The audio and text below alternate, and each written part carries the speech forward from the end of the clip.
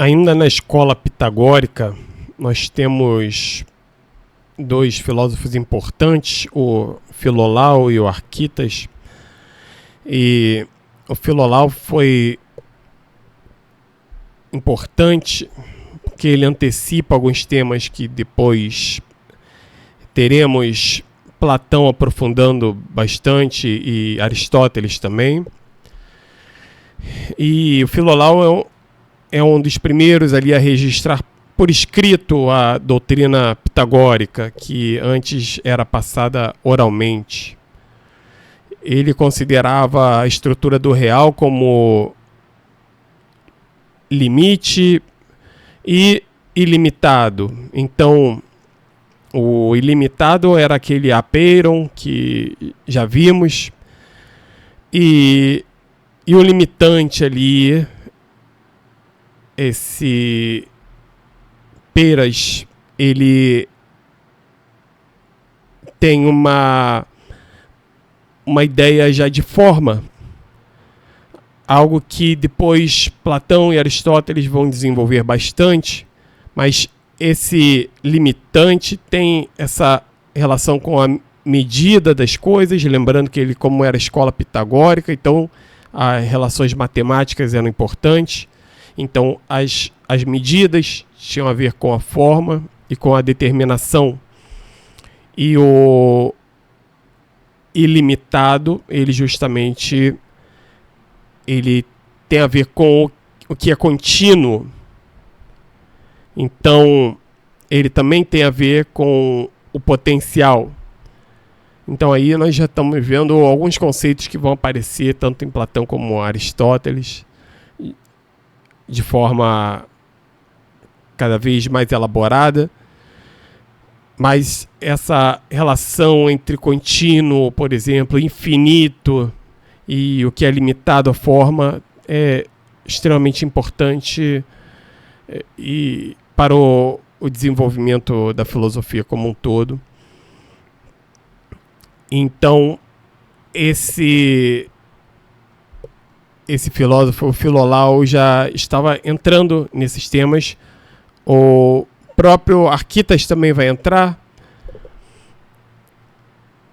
E o Filolau também entra na discussão da harmonia, do cosmos.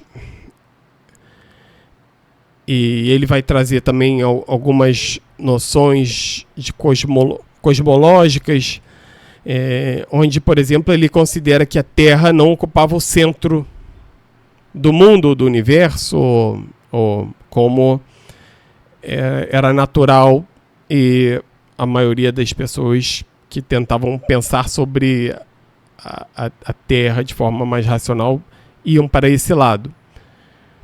Então ele pensava que os corpos celestes giravam em torno de um fogo central. E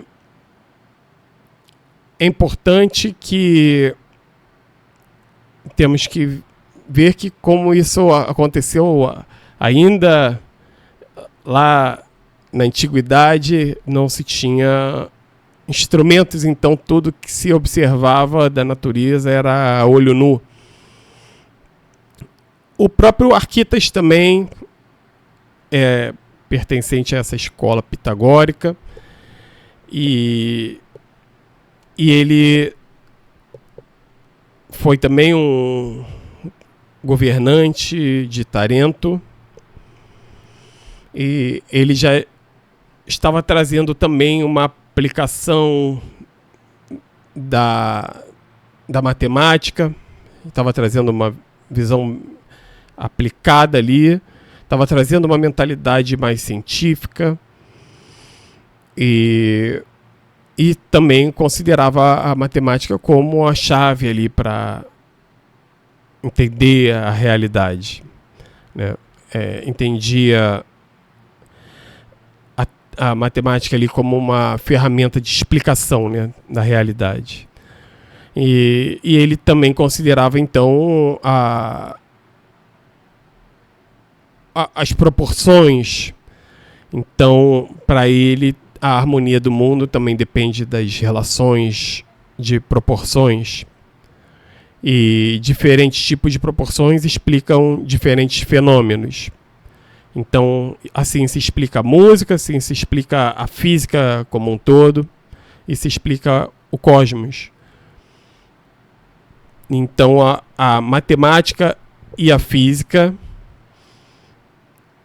já estariam relacionadas aí, embora muitas pessoas hoje, eu vejo muitos físicos considerando que essa questão de trazer a matemática para a explicação do mundo físico só veio com Galileu, mas não é verdade, né?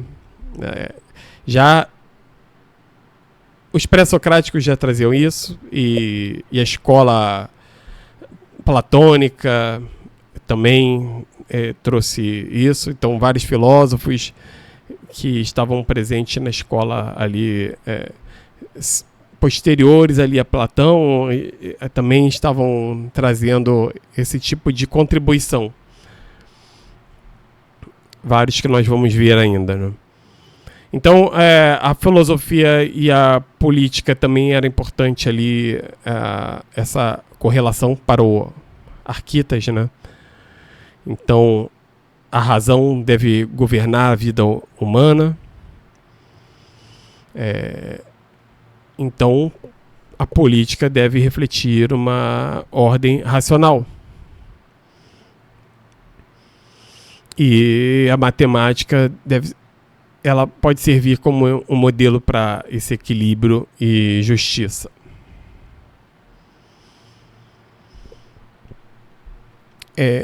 Até mesmo temos alguns relatos de que Arquitas ele também ajudou Platão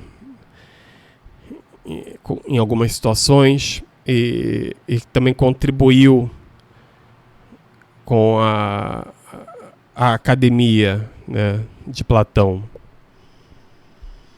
Então, ele é uma peça ali, chave ali nessa ligação também entre o pitagorismo e o platonismo, né?